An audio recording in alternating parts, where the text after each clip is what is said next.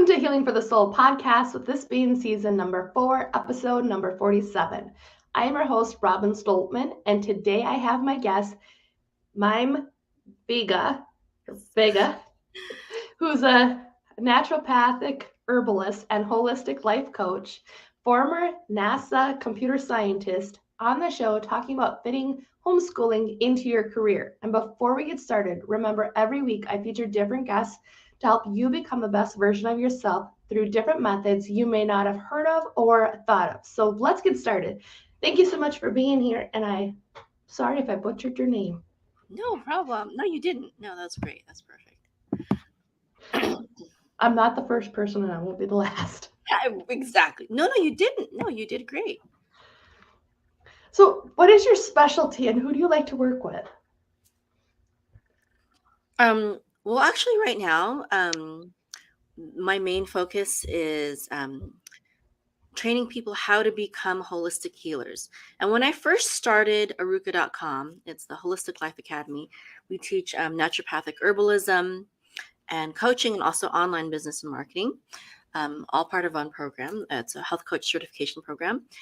I initially designed it for people who once were in my position, many years ago, who wanted to learn holistic health and healing, maybe be a nutritionist or a naturopath or an herbalist, but because they had children, or whatever the situation, they couldn't move to, one of the leading schools to attend in person. And but actually, I don't have any students that are in that exact position. Actually, they're actually, some of them are medical professionals, like doctors, nurses, and medical technicians, and some of them are just people who just want to learn the art of holistic health and healing, and want to get into the online business aspect of it, or they want to primarily just learn the art to heal themselves and their families. So I'll work, with anyone.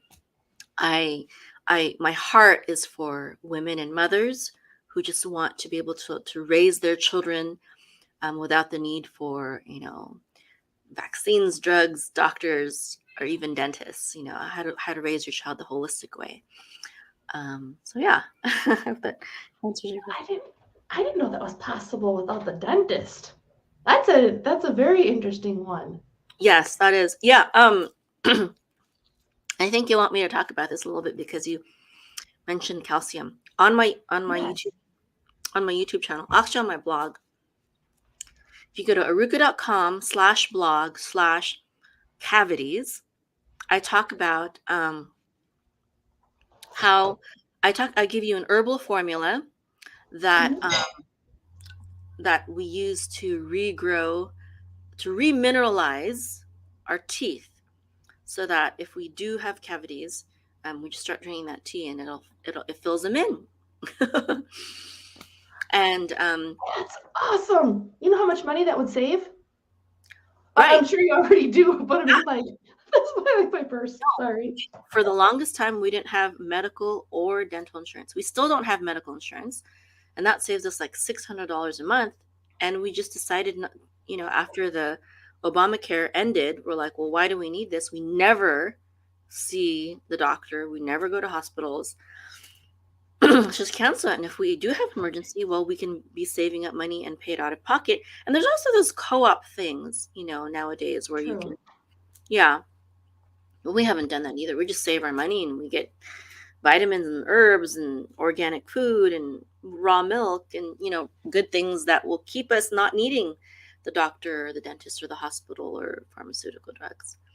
So anyways, so back to my herbal calcium formula. So it's not just the herbal calcium formula, but it's also, I also talk about minerals. And so it's a combination of herbal calcium formula, minerals, and then I also go a little bit into Dr. Weston A. Price. I don't know if you've heard of him, but he's one of the pioneers of the holistic health and healing movement. He is basically a dentist. He was a dentist in his day, but what he did was he did something wonderful. He went to different parts of the world and he studied different cultures, especially the indigenous people. And he noticed that the indigenous people, they didn't have cavities. They didn't have, they also, their teeth were not misaligned. Um, they had great health. They didn't have the diseases that we have in the West. Okay. And then he also saw that when these same native people, when they started adopting Western culture or modernized ways of living and diet, especially diet, it's mostly diet, that's when they started getting cavities and diseases and all these Interesting. things. So you eat what Dr. Weston A. Price, I think you can get his book from Amazon still. I think it's called Nutrition and Physical. I forgot, but just Weston A. Price Nutrition on Amazon.com. You can still buy his book, and he is one of the founders of the holistic health and healing movement. And basically, he talks about how these native people, how they ate so naturally, and they ate when they did they ate raw milk and dairy, and they ate fresh meat, and they had organic vegetables. It wasn't certified organic, but it was things that they would forage, and there was no GMO, you know, you know, GMO wheat. And I believe this is part of the problem why there's so many people that are gluten intolerant. First of all, our common wheat has evolved and mutated, and it now has something that is very harmful for our gut. Okay, and further than that, if it's not organic, if it's GMO, they've also added something into it where that makes when insects consume it makes their intestines explode. And so that's one of the reasons why there's Yeah. so many people with gut issues today and so many people who are gluten intolerant. I mean, we see in the days of the Bible, they clearly ate bread, Well, but the they bread they did, yes. yeah, but the bread they were eating is not from the wheat that we have today. Our wheat is so um, just terrible now. It's just become, and this is what the reason for gluten intolerance. Now, and some people show the gluten intolerance very easily. They're so obviously gluten intolerant, and some people they don't.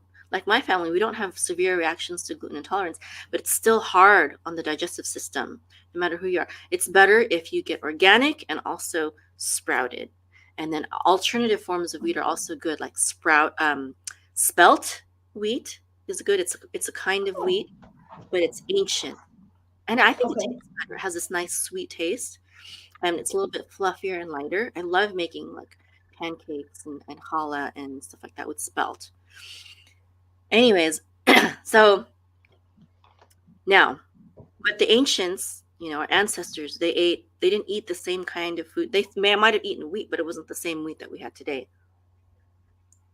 And they ate meat. They ate meat. They drank milk. There's milk and meat in the Bible, Hmm. Um, but the kind of milk also was not, first of all, it was mostly goat milk in the days of the Bible. And goat milk is more natural to the human body. It's closer to human breast milk than cow milk. And I then, did not know that. yes, goat milk is closer to human breast milk than cow milk. So our whole family, we drink goat milk. Raw is best.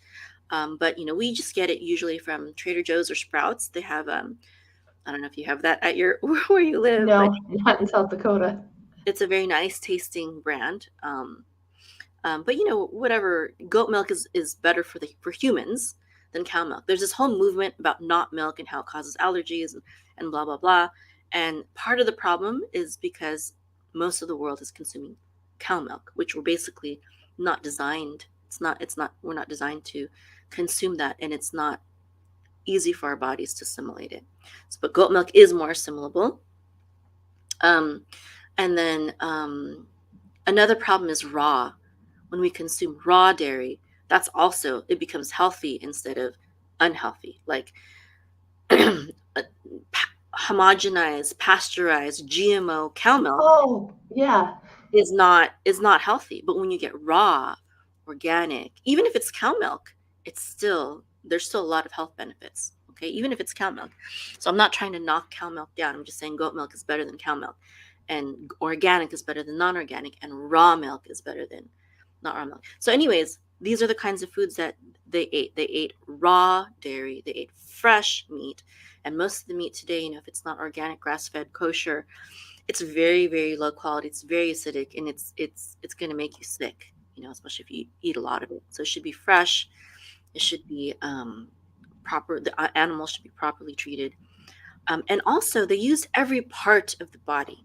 And that's the problem we're having today, is that we're not consuming enough, basically broth. We're not consuming enough bone broth. And that's something also that a lot of even my mom, the way she cooked with a lot of broths, because they utilized every single part of the animal. And that's another big thing that people are lacking today is collagen. So collagen, and that's from the bones and the broth. That's because everything is packaged, and we're not growing and raising and having our own animals, and so we're not getting a holistic nutrition from them. But anyways, No, herbal that's interesting. So I know we were supposed to talk about something else, but I think you really want to hear this. Mhm. Most people do. Most people really like it when I talk about True. this. Um, so your intake of calcium is one thing, but part of the problem with calcium from especially cow milk is that our bodies don't know how to assimilate it very well. Well, the herbal calcium formula that I talk about in that video that's on that blog that I just said, it is the herbs in there help you assimilate the calcium that you're already taking in. And so, for example, when you have arthritis, a lot of times it's not because you're not getting enough calcium, but they're getting stuck. The calcium is getting stuck in different places, which causes the arthritic pain.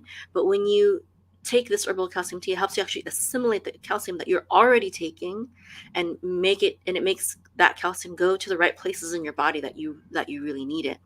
And that's what the formula is really helpful for.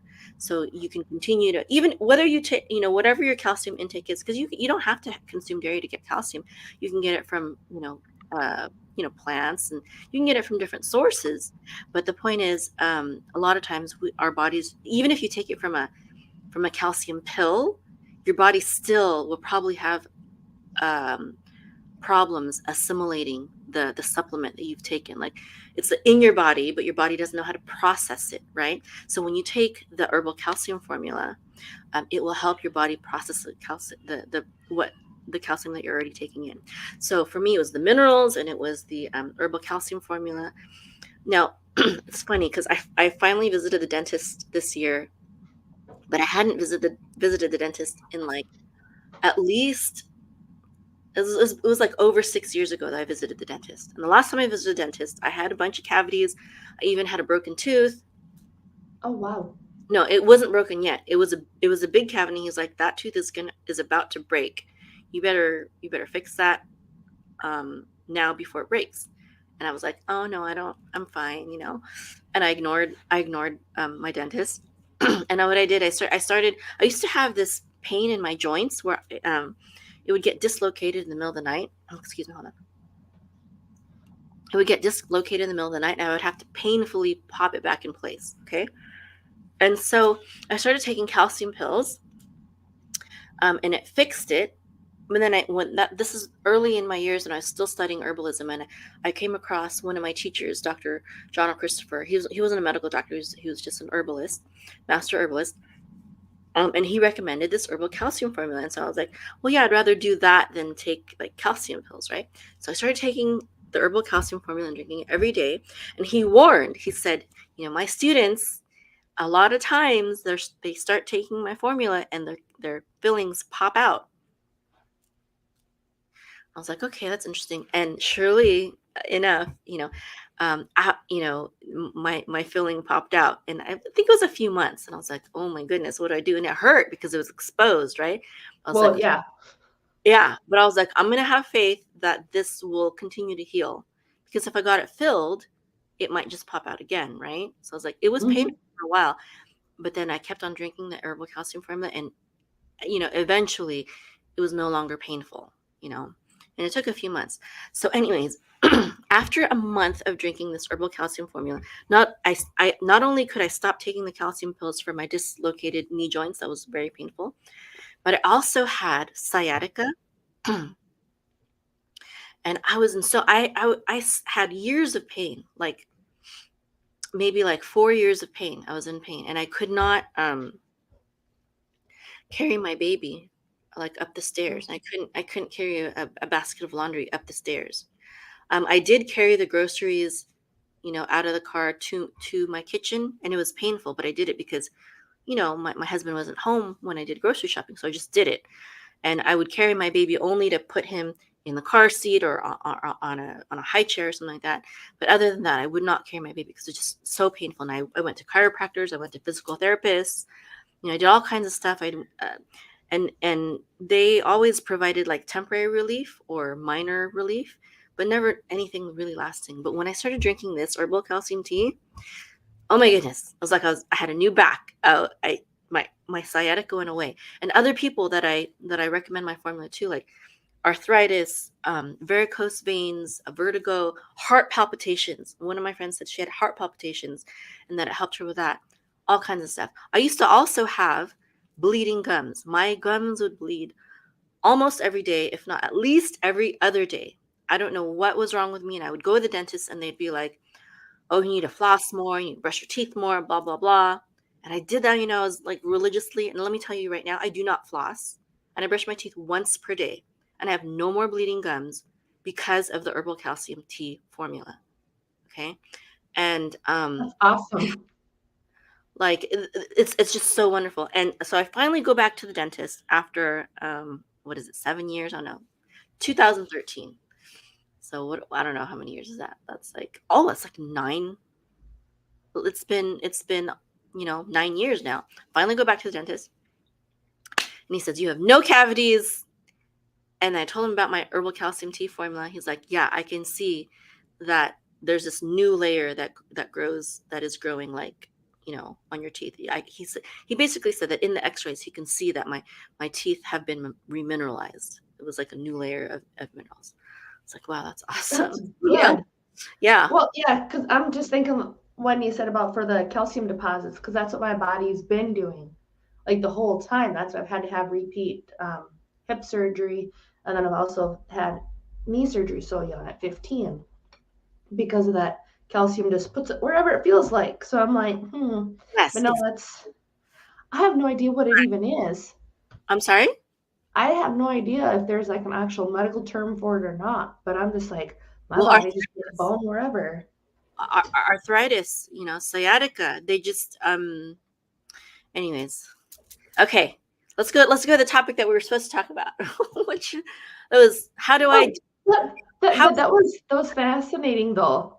So yes, how do you fit in this homeschooling into the career that you have? Because you also, so like if your academy, is that one like where you just have a program that's live, or is it recorded videos? Because that's the other thing I got to thinking is how do you fit that into the Yeah. homeschooling? Well, I have some videos I have a video for every course, but a lot of times it's books and videos from other healers, either medical doctors who are holistic, or herbalists, or researchers, independent researchers. So, and then there's I make my students read and write, and write, also speak, record themselves on audio and video, because it's very online business, online entrepreneurship focused. And so communication is very important, not only written, but spoken and video and everything. So my students do a variety of communication things. And later they also learn, like, how to make a website and, different stuff like that. And there's a lot of, it's mostly online interaction. I'll chat with my students, either email or, whatever. I'll use Facebook Messenger, or they can text me or whatever. So I'm very much there for my students, and I love doing it. And then I'll answer questions and whatever. So but I don't create all the content. I do have a video for each subject. where I kind of introduce the topic. And then after that, they usually each module comes with at least one video and one book. Sometimes it's just articles and stuff like that. But anyways, yeah. So how do I That's do it? interesting. Well, Uh-huh. yeah, how do you do that, especially like with the homeschooling? That's Yeah. what, because I'm like, you're very present in your academy, but then you still got life. I'm like, Yeah. you still got to work at the same time, not just do the academy.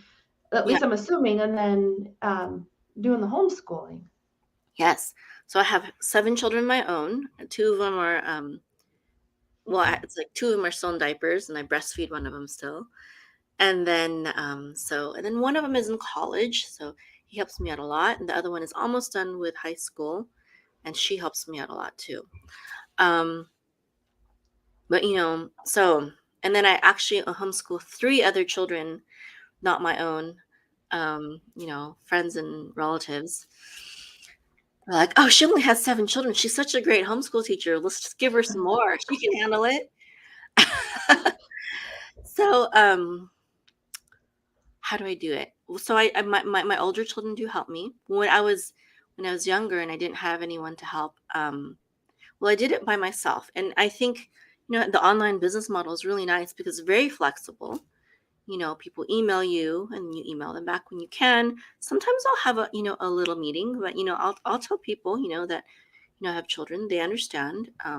It, you know, and if I do have to have like maybe a first meeting or a longer meeting, I'll ask a friend, ask a friend or neighbor or something like that to watch my children for like an hour or two. That was in the beginning. Now I can just ask Mhm. my teenagers. Like right now, my teenagers are watching the kids while I'm here, like with you.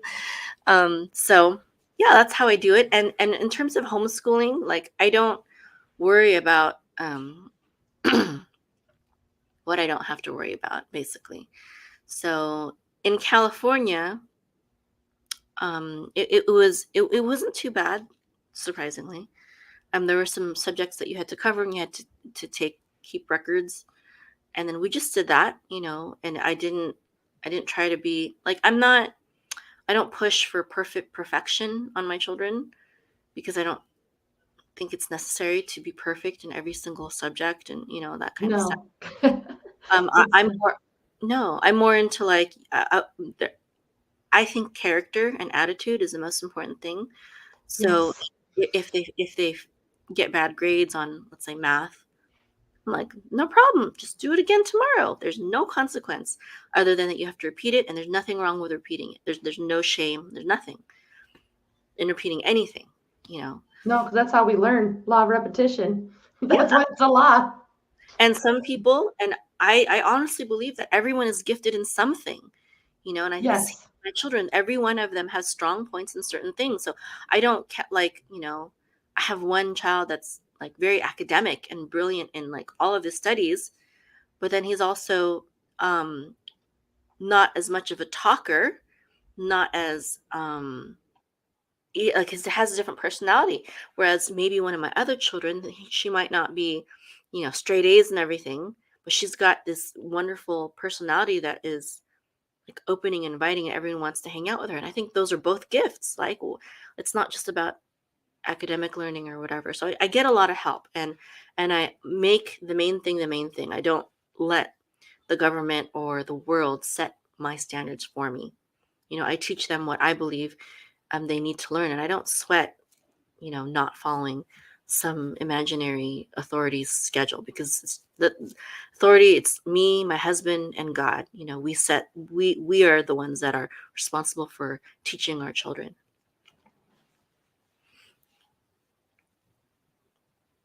And I agree with that too, because I know that's one of the things that, for me, that's what actually one of my questions was too, is like, do you do like the traditional methods that school has? Like there's math, there's reading, there's spelling, there's all of that. Mhm. In like that 8 hours, they expect kids to sit in their seat. They expect them to sit in the chair the whole time. And it's like, to me, And then go back home and do more homework for like 2 yeah, hours. It's ridiculous. That's why they're all on, Ritalin and all that. Zo- that's what I was wondering. Because I'm like, they're expecting way too much. from kids these days. In my opinion, I'm thinking, and I mean, I know I'm not adults don't alone. They're want to. expecting way more. Yeah, adults don't want to sit for 8 hours doing paperwork. No, I can only do it for about 20 minutes at a time, and then I'm like, I gotta do something else. Yeah. Or like on the computer work, I'm like, I got about half an hour, and then I have to switch to something else because my body gets tired. It's got Mhm. a lot of work to do to hold up everything, and I'm like, just think about the kids. I'm like, I can't do that. No, it's like And child abuse. well, yeah, and then it's like even with the kids, that's one of the things I was thinking about too is that um, what has been like the best benefit that you have noticed while homeschooling and having the career, like either for you or for your children? Because I homeschool and have a career. Mm-hmm. Probably that I always communicate to them that why I do what I do. I always tell them, I do this for you. I have an online business because I want to be with you. And I want to also, we could just depend on my husband's income, but then it would be, we couldn't do as much, right? If it was just him working. Um, True. and so, and so I think they see this example of, and I also tell them like, you never know what's going to happen. You never know, something might happen to your spouse, and you don't want to be stuck with nothing and rebuild from scratch. So I've I seen it and heard it. yeah, like I've had friends where their husband passes away or is injured, whatever. And so I think the consequence of me homeschooling and having an online business is number one, our family is very close, and it's like we have a mission. Even my business, they understand that my business is partly a mission, um, to help provide for our family, but also to leave a legacy for them. Like, we are a holistic family. We are such a holistic family that we teach others about holistic health and healing, and that's also more of an encouragement for them to keep walking on that path of holistic health and healing. If you're a family, it's like the family Well, business yeah, we pass it on, right? And it's actually part of our curriculum is learning about holistic health and healing. And another thing is that I think they are very entrepreneurship minded, and I'm very glad for that, because even if they do get jobs, at least they know that they have something to fall back on, and they know that true. they don't have to rely on someone. And I think it's really good. I see I don't regret at all. And in fact, I want all my children to be entrepreneurs, even if they do get a job, have something on the side. And I also want all my children to homeschool, and they see the importance of homeschooling too. Now, just like with everything that's going on in the world, and I'm teaching them, you know, godly values, and if in public school, they'll be learning secular values, but also just the closeness that we all have with each other. I don't see that in families that are public schooled. Not me n- me and my children are close, and also they are close to each other too, and they get along with each other.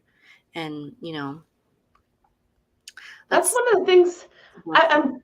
I'm glad that you mentioned that because that's one of the things that I've actually been thinking about, like with my own kids, is because now it's like they want me because I did send them to preschool, Mm. and then now they want me to, of course, send the one son into kindergarten, and then the next one would go into preschool, and I'm like, but it's almost like they're trying to say that having the attachment so close, like the one child, he's like super glue, but I can come here at least, so that's a plus.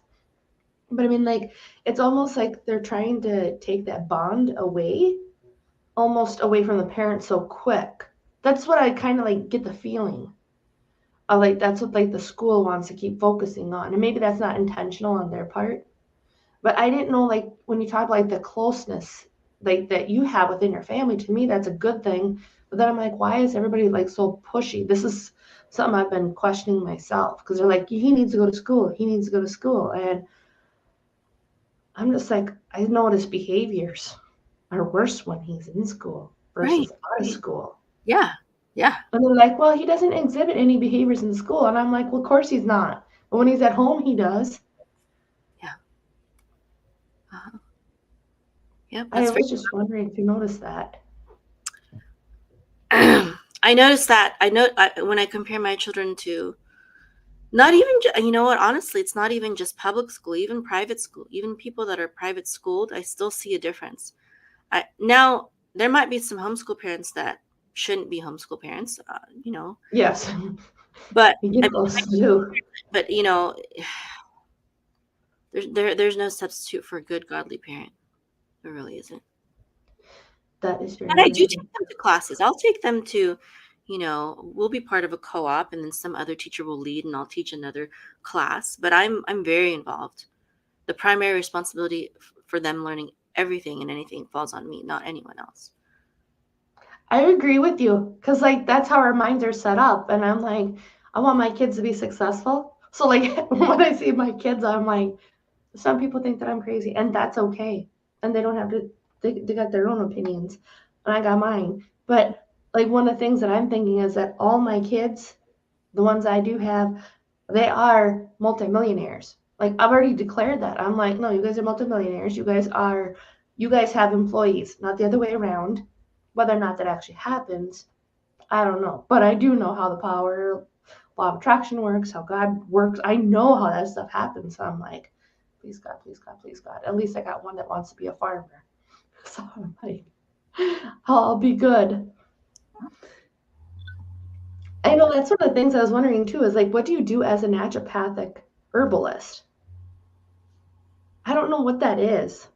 So herbalism, especially, is basically the ancient healing art before there was any such thing as hospitals or pharmaceutical drugs or even medical doctors or dentists. The healers were herbalists. They used herbs and diet and fasting and stuff like that.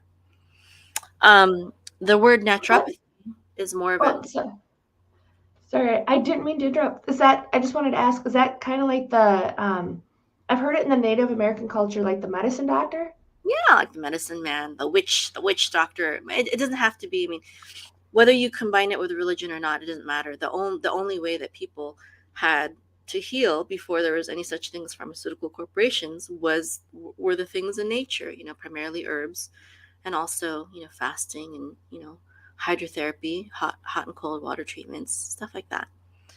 And then naturopathy is more of a newer word, but it kind of encompasses all the other newer, especially it encompasses herbalism, but it also encompasses the newer healing arts. One of my main ones is orthomolecular nutrition or orthomolecular medicine, which is probably better known as mega dose vitamin therapy. It's taking high doses of vitamin C, vitamin D, high compared to what the FDA recommends, because what the FDA recommends is really nothing. It's not good enough for healing, but it's high enough so that it actually causes healing to your body. So that's another major one. Interesting. Yeah, like vitamin, especially with vitamin C and vitamin D and magnesium and niacin, things that are, our soils. Another thing is our soils are being depleted. So even the food that we're growing, the fruit and the vegetables that we're growing, they don't have the same kind of nutrition. They have like maybe just 30% of the nutrition that they had about 100 years ago, and the number keeps going down. And it's because we're not growing our food the same way that, let's say, the Native Americans did. The Native Americans used to feed their plants fish to fertilize them. Really? And what do we feed our plants? We feed them Water. we feed them chemical crap, really. You know, I'm just thinking like the garden. I mean, That's what I'm thinking. Like my dream has always been to have an indoor garden, and I swear up and down on God's green earth, when I get when I get enough money coming in, that is like one of my first things I want to buy. Is I want to buy one of those tower gardens mm-hmm. that are inside the house, because I'm like, they figured out what I've been wanting to figure out for years. Um, because that's like literally that's what I want to be able to do, is because the food tastes better. There's no chemicals. I got a large family, saves me money, saves me time, because my kids can go pick. My kids can go do that stuff. Um, but that's interesting because I'm thinking, well, I just give them water, but that I never knew about like the fish water. Was it like fish or is it like fish water? They give them the Native Americans would feed them fish. And there's also, when you have good fertilizer, when your plants are outside, You have bugs that are dying and animals that are defecating. And this is good because it's fertilizing the soil. It's a good thing. Today we just buy some kind of fertilizer from the store with chemicals and other junk, that isn't I very. don't use fertilizers. Mhm. Well, sometimes it's necessary, and also the quality of the soil too is important. True. I'm thinking about that because like the soil that we got is not so good. That's why I'm like we have to actually get like the Miracle Grow type stuff, just because it's like the soil that we got at the house is not very good. But I'm like, but Well, I never thought about that composting part of is, it though. you could Hmm? compost. You could compost and then use that as fertilizer. True. Yeah, that That would is be. true. Mhm. And that would be a lot better and a lot healthier. And then there'd be, yes, because I'm thinking all those banana peels from the kids. Eggshells, banana peels, yeah, all kinds of stuff. My kids, I swear they like to play like Mario Kart. If you've ever played Mario Kart, Yeah. um, yeah, they like to throw the banana peels on the floor, and I'm like, this is not Mario Kart. You're not gonna wipe out. I haven't played that for years. I just thought of that, like with the bananas. But it's like, yeah, the compost part that would work really good to be able to have that because doesn't it break down to like a soil type almost, or not really? Yeah, it'll decompose into good fertilizer. hmm Hmm.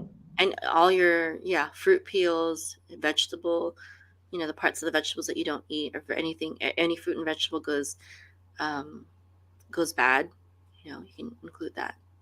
But how does that work though? Like with they're already sprayed with the chemicals, because doesn't that chemical get into that then? So if they're not organic. Yeah, right. They should be organic. Well, you shouldn't be, I mean, ideally, we do sometimes eat non-organic things, but ideally, you should try to get organic as much as possible. Yeah. That makes a lot of sense then, because But I'm even like, the I don't want to have the fertilizer that you're chemicals. buying, the fertilizer that you buy probably has some chemicals too. True. If you buy Miracle Grow or whatever, that kind of soil, yeah. That's true. They do have chemicals in it to help make the plants grow. Yeah. So yeah, that would make sense. Well, I've appreciated this so much, and I'm sure our audience has too as well. Either whether tuning in live through audio or through watching our live here. I appreciate everybody's time and energy, and thank you so much, Mayim, for being here. I really appreciate it. Yes. Thank you for having me. It was nice to connect.